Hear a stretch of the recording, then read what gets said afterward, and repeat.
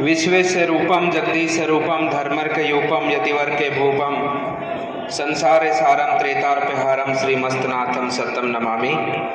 बोलिए भारत माता की, भारत माता की, भारत माता की। आज के इस जनाक्रोश सभा के इस ऐतिहासिक कार्यक्रम में उपस्थित, थोड़ी भाई आवाज कम कर देना, सीटी मारने लग रहे हैं। उपस्थित हमारे बीच में वरिष्ठ भाजपा नेता श्री ओम जी सारस्वत जी, जिन्होंने बहुत ही अच्छे और बहुत ही मन और भाव से हम सब के बीच में अभी विचार रखे। यहाँ उपस्थित लोकसभा में हम सब का नेतृत्व करने वाले हैं।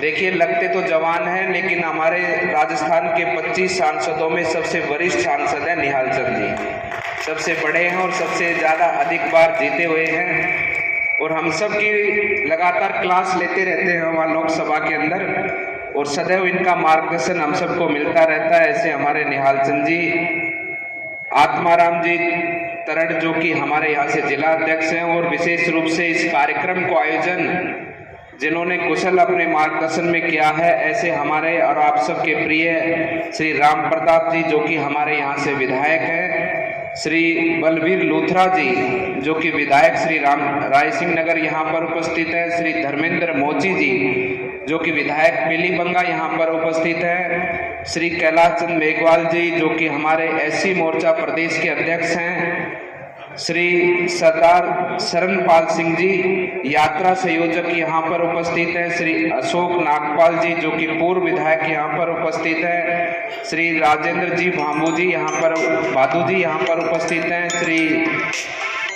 चेष्टा सरदाना जो कि महिला मोर्चा के अध्यक्ष यहाँ पर उपस्थित हैं, श्री आरती शर्मा जी जिला उपाध्यक्ष यहाँ पर उपस्थित हैं, श्री काजल छाबड़ा जी जिला मंत्री यहाँ पर उपस्थित हैं, श्री विजय गोयल जी संयोजक पद पर जो कार्य कर रहे हैं वो यहाँ पर उपस्थित हैं, और मंच पर सभी उपस्थित जिला पार्षद, सभी प्रधान और मंचासीन सभी हमारे कार्यकर्तागण, आसपास के अपने गांव क्षेत्र से पधारे सभी हमारे माताएं, बहनें, बुजुर्ग, और इस मंडी प्रांगण में सुन रहे सभी हमारे व्यापारी भाई बंधुगण, साथ ही साथ में महिला मोर्चा के कार्यकर्ताओं का भी, उन माताओं बहनों का भी धन्यवाद करता हूं जिन्होंने बड़ी ऊर्जा के साथ में इस कार्यक्रम में हम सब के स्वागत सम्मान में हम सबको आशीर्वाद दिया, उनका भी मैं धन्यवाद करता हूं। भाइयों बंधुओं, ये कार्यक्रम और इस कार्यक्रम की विशेषता और इस कार्यक्रम के उद्देश्य के बारे में आप सब भली भांति जानते हैं। ये जन आक्रोश यात्रा राजस्थान की जनता का आक्रोश है। हम गांव में इस यात्रा को लेकर पहुंचे। हमारा एक एक कार्यकर्ता गांव की चौपाल पर गया, गांव के बुजुर्गों से मिला, युवा साथियों से मिला, माताओं बहनों से मिला, और ऐसे ऐसे बुजुर्ग मिले जिनकी आयु 70 साल, 75 साल, 80 साल, 95 साल। उन्होंने आज़ादी की लड़ाई को भी देखा और आज़ाद भारत को आज़ाद होते हुए भी देखा, और अपने सम्मुख अनेकों सरकार बनती उखड़ती भी देखी, अनेकों नेताओं को उन्होंने बनाया। उन बुजुर्गों ने कहा कि ऐसा शासन राजस्थान में इन पिछले 75 वर्षों में हमने आज तक नहीं देखा। इतना बुरा हाल राजस्थान का, इतना व्यापक रूप से भ्रष्टाचार राजस्थान के अंदर, इतना राजस्थान को शर्मसार इस कांग्रेस सरकार ने जो इस पिछले 4.5 वर्षों के शासनकाल में करने का काम किया है, ऐसा हमने आज तक नहीं देखा। भारतीय जनता पार्टी ने इस यात्रा को आप सबके बीच में लाना, आपकी तकलीफों को जानना, आपके दुख को जानना, और जिस प्रकार से भारतीय जनता पार्टी ये कहती है, और उसी का वही और कर्म और धर्म है कि जनता के साथ खड़े रहकर उसके खुशी के गम हो, चाहे खुशी के मौका हो, चाहे दुख का मौका हो, हर समय जनता के साथ में खड़े रहकर उसके हर सुख दुख में उसका सहभागी बनना। इसी भाव से इस यात्रा को लेकर कार्यकर्ता आप सबके बीच में पहुंचे कि जनता में जो इतना दुख है, पीड़ा है, उस पीड़ा को हम समझेंगे और जनता को यह आश्वासन देंगे कि इस परिस्थिति को हम बदलेंगे और राजस्थान को पुनः एक विकास के पथ पर लेकर आगे बढ़ेंगे। इस भाव से इस यात्रा को लेकर हम सब आपके बीच में पहुंचे हैं। आप राहुल गांधी को जानते हो क्या? राहुल गांधी कौन है जानते हो? जानते हो? क्योंकि उसका काम ही ऐसा कि सब जानते हैं उसको। राहुल गांधी ने एक बात कही थी कि मैं मोहब्बत की दुकान खोलने आया हूं। सुना है किसी ने ऐसा? सुना है? क्या बोला कि मैं मोहब्बत की दुकान खोलने आया हूं। ये राजस्थान कांग्रेस की दुकान है जिसने झूठ बोलने की दुकान खोली और किसानों का कर्जा माफ कर आज वो लोग धोखे से सत्ता पर बैठे हैं। ये कांग्रेस की असलियत है। जो मोहब्बत की दुकान खोलने की बात करते हैं वो लोग साथ साथ में झूठ बोलने की दुकान भी खोलने का काम करते हैं। युवाओं के साथ में झूठ बोला, किसानों के साथ में झूठ बोला और आज सत्ता का लालच, सत्ता के लोभ के कारण आज राजस्थान को जिस प्रकार से बदनाम और राजस्थान को शर्मसार करने का उन लोगों ने जो काम किया, ये ऐसी दुकान खोलने वाले लोग हैं। ये कहते हैं कि हम भारत जोड़ने की बात कर रहे हैं। इनकी दुकानों के कारनामे आप सबके सामने खोलूंगा तो आप सब भी जान पाओगे, आप जानते भी हो। इन्होंने भारत को तोड़ने के लिए, भारत को बर्बाद करने के लिए धारा 370 की दुकान खोली। कांग्रेस के लोगों ने खोली कि नहीं खोली? इन लोगों ने जिस प्रकार से राजस्थान में आज अपराध चरम सीमा पर है, अपराध को बढ़ाने की दुकान खोली इन लोगों ने। इन लोगों ने, आपने देखा होगा कि इनकी दुकान के क्या क्या कारनामे हैं। करौली की हिंसा आपको ध्यान है क्या? करौली जो राजस्थान भरतपुर के पास में, हमारे अलवर के पास में है, वहां पर जो जम्मू कश्मीर में कभी हम लोग सुनते थे कि हमारे सेना के ऊपर वहां पर लोग, कुछ आतंकवादी संगठन लोग पत्थरबाजी करते हैं। जम्मू कश्मीर की पत्थरबाजी तो बंद हो गई, लेकिन राजस्थान के अंदर, करौली के अंदर, हमारी धार्मिक यात्राओं के अंदर ये कांग्रेस के लोग पत्थरबाजी का काम शुरू करने का काम करते हैं। ये है इनकी दुकान। उसी के साथ साथ में करौली की हिंसा के आगे बढ़ते हुए जिस प्रकार से उदयपुर की घटना हुई, वहां पर कन्हैया को किस प्रकार से बेरहमी से मारने का इन लोगों ने काम किया, ये है इनकी दुकान।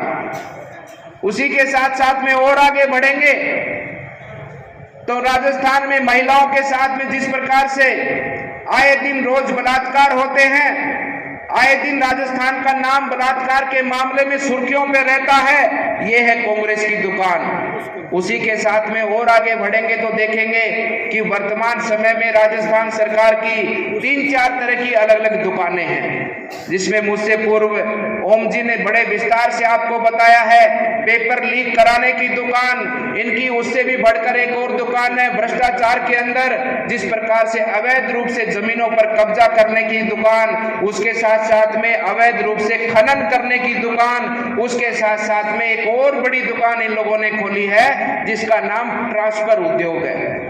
आज हर रोज ट्रांसफर की लिस्ट आती है बाहर, कभी किसी का ट्रांसफर, कभी किसी का ट्रांसफर। जो ज्यादा पैसे दे जाता है कांग्रेस के विधायकों को, अगले दिन उसी का नाम ट्रांसफर लिस्ट में डाल देते हैं, उसके चहेते स्थान पर उसको भेजने का काम करते हैं। यह है कांग्रेस की दुकान। इन लोगों ने कभी भारत के हित में काम नहीं किया। मैं आपसे पूछना चाहता हूं किसान भाई बंधुओं से, अगर ये लोग काम करते कि 70 साल 75 साल की आयु कोई छोटी नहीं होती, देश पर इन लोगों ने 60 से 65 वर्षों तक राज किया है, कौन से किसान का इन्होंने भला किया है? हर समय झूठ बोलकर, जनता से धोखा कर कर, आपस में हम सबको लड़ाकर, हिंदू मुस्लिम पे लड़ाकर, जाति पाति पर लड़ाकर इन लोगों ने केवल सत्ता प्राप्ति का काम किया है। इनकी सबसे बड़ी दुकान है तो गांधी परिवार को सत्ता में बनाए रखने की दुकान है। बस गांधी परिवार के सत्ता में बने रहने की दुकान है। केवल हम सबको सत्ता में रहना है, देश को बेनाम कर देना, देश को बेच देना, इन कामों से इनको कोई वो सरोकार नहीं, इनको केवल और केवल देश की जनता को लूटना, खसोटना, झूठे वादों में फंसाना और सत्ता में बने रहना। अब सत्ता से विमुख हो चुके हैं।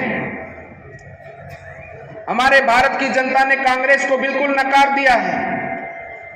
तो राहुल गांधी ने सोचा कि लोग तुझे पप्पू कहते हैं, लोग तुझे पता नहीं क्या क्या कहते हैं। आजकल जब प्रेस वाले भी पूछते तो बोलते कि मेरा नाम राहुल गांधी नहीं है, मेरा नाम राहुल गांधी नहीं है, राहुल गांधी मर चुका है।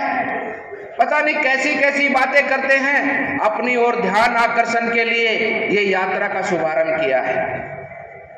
बोलते हैं कि हम जम्मू कश्मीर में जाकर तिरंगा फहराएंगे। अरे इन लोगों से पूछो कि जम्मू कश्मीर में 2 निशान किसने चलाए थे? आज तुम तिरंगा फहराने की बात करते हो। तुम लोगों ने तो जम्मू कश्मीर को भारत से अलग करने का काम आगे बढ़ाया। आज मोदी जी ने जम्मू कश्मीर को पुनः भारत का सिरमौर बनाया है, तो तुम भी कहते हो कि हम वहां पर झंडा लहराने का काम करेंगे। ये भारत की जनता समझ चुकी है, भारत की जनता जान चुकी है। और जिस प्रकार का शासन आज तुम्हारे यहाँ पर राजस्थान में कांग्रेस का चल रहा है, इन कांग्रेस के लोगों को ये दिख चुका है कि राजस्थान की जनता इस बार इनका वो हाल करेगी। मैं तो आप सबको बता देना चाहता हूं, एक कांग्रेस के नेता ने कहा भी है कि 4, 5, 6 विधायक ही आएंगे कांग्रेस के, जो एक गाड़ी में बैठकर चले जाएंगे। मैं आपसे कहना चाहता हूं केवल 4 विधायक आएंगे, क्योंकि 4 आदमियों की जरूरत पड़ती है। ये कांग्रेस की अंतिम यात्रा है 2023 की। इसके बाद में राजस्थान में कांग्रेस की सरकार आने वाली नहीं है। केवल 4 विधायक आएंगे इनके, जो इनकी अंतिम यात्रा को ले जाकर सदा सदा के लिए राजस्थान से मुक्त कांग्रेस हो जाएगी और राजस्थान पुनः विकास के पथ पर आगे बढ़ेगा। एक तरफ मोदी जी की सरकार है, उस सरकार ने जिस प्रकार से पिछले 8 वर्षों से देश में जो काम किया है, देश का जो विकास किया है, देश के मान सम्मान को बढ़ाने का जो काम किया है, वो आप सबसे छुपा नहीं है। हम सब जानते हैं कि एक समय के अंदर हम योजनाओं के बारे में जानते ही नहीं थे। हमारे ग्रामीण क्षेत्र में केवल एक योजना के बारे में हम सब जानते थे, जो हमें राशन कार्ड पर राशन मिलता था।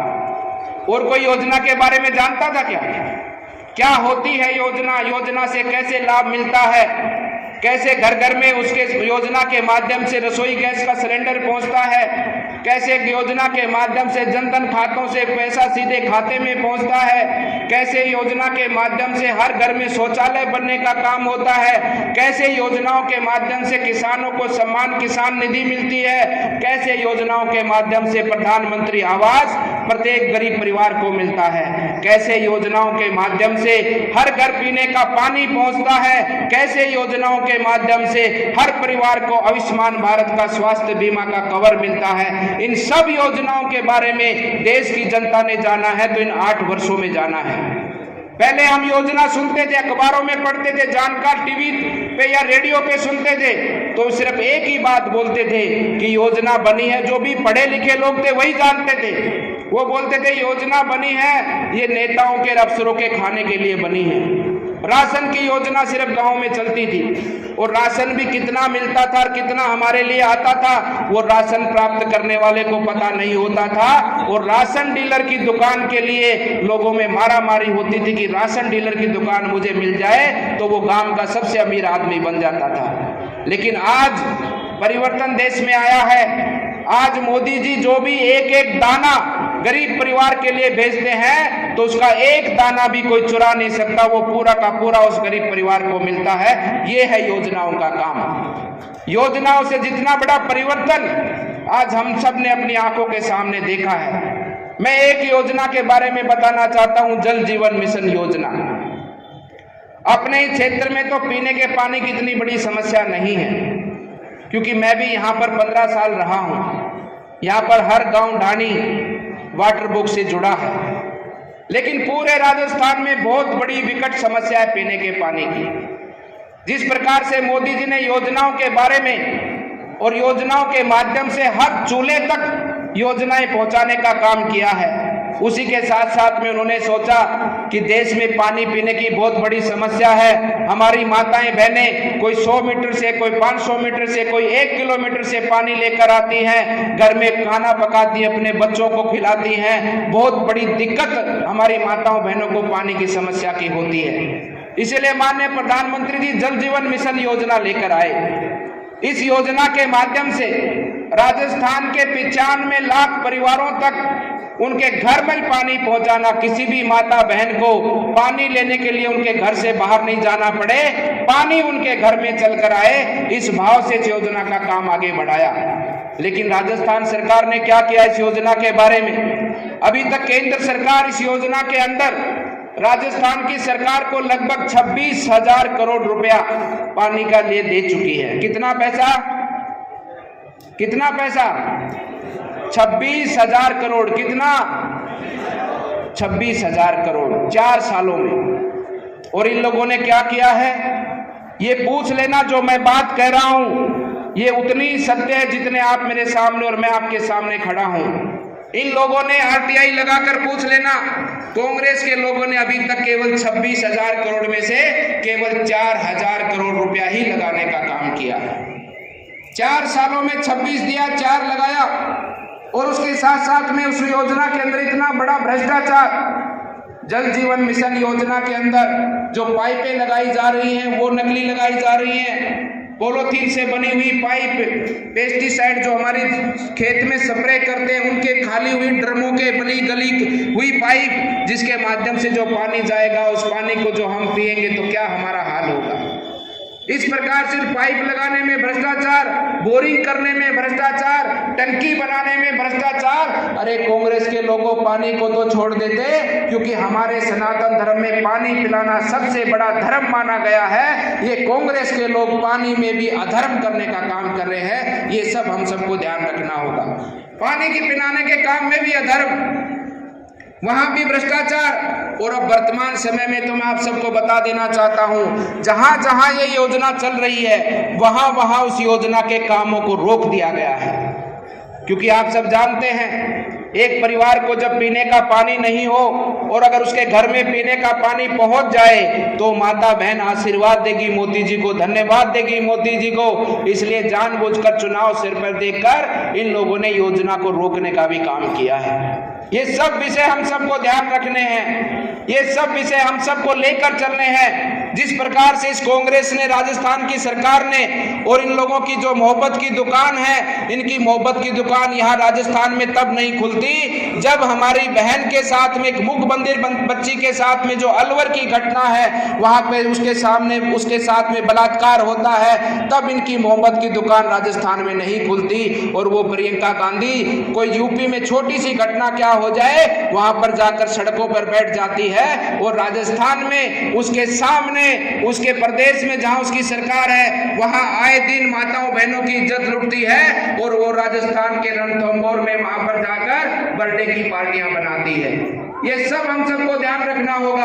और आने वाले समय पर जिस प्रकार से इस कांग्रेस ने राजस्थान को अपमानित, बदनाम, बेनाम करने का जो काम किया है, राजस्थान की भूमि शौर्य भूमि है, वीरों की भूमि है, देवी देवताओं की भूमि है। इस भूमि पर पूरी दुनिया का कोई भी नागरिक हो इस भूमि पर आना चाहता है, इस भूमि के मिट्टी को अपने सर पर लगाना चाहता है, ऐसे वीर योद्धाओं की भूमि को पूजता है, नमन करता है, यहाँ की अतिथि देव भव की परंपरा को प्रणाम करता है। आज दुनिया का कोई भी व्यक्ति जब राजस्थान का नाम सुनता है तो पहली बात ये बोलता है कि राजस्थान में अपराध नंबर 1, राजस्थान में महिलाओं पर बलात्कार नंबर 1, राजस्थान में ये सरकार के माध्यम से भ्रष्टाचार नंबर 1। आज राजस्थान में जहां भी जाओ केवल धूल उड़ती है, सड़कों पे जाओ धूल उड़ती है, गलियों में जाओ धूल उड़ती है। इस राजस्थान सरकार ने राजस्थान को खंडर बनाने का जो काम किया है हम सबको मिलकर आदरणीय प्रधानमंत्री जी के साथ मिलकर इस राजस्थान को भी आगे आने वाले विधानसभा चुनाव के बाद में जब भारतीय जनता पार्टी की यहाँ सरकार बने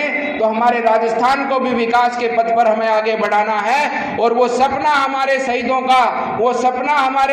का जिन्होंने अपने सपने के साथ में आजादी हमको दी, अपनी जान को हमारे लिए कुर्बान किया और ये कहकर गए कि मेरा देश आजाद होगा और मेरे देश के किसान, मेरे देश के युवा, मेरे देश के नौजवान फिर से भारत को आगे बढ़ाएंगे और मेरे सपनों के अनुरूप भारत को वापस से आत्मसम्मान के साथ में फिर से विश्व गुरु बनाएंगे। उस भाव से इस अमृत काल के खंड के अंदर हमारे को ऐसे अच्छे नेता मिले हैं जिनको केवल और केवल अपनी भारत माता के लिए चिंता है। उनका व्यक्तिगत कोई स्वार्थ नहीं, केवल एक ही स्वार्थ है, अपने देश को आगे बढ़ाना है, अपने देश को आत्मनिर्भर बनाना है। ऐसा व्यक्ति भाग्य से मिलता है। मैं अपने भारत के लोगों से, आप सभी हमारे सूरतगढ़ के लोगों से यही कहना चाहता हूं कि हमारा सौभाग्य है कि हम सबको ऐसे व्यक्ति मिले हैं। हम सबको ऐसे व्यक्ति के साथ मिलकर आने वाले 25 वर्षों में जब हमारा भारत 100 वर्ष का हो, आजादी के 100 वर्ष का अमृत काल बना रहा हो,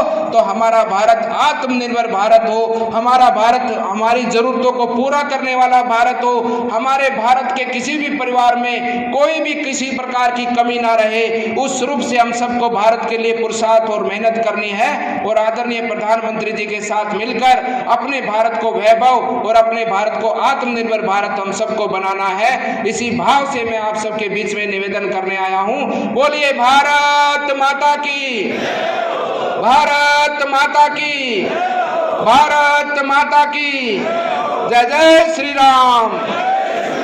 धन्यवाद।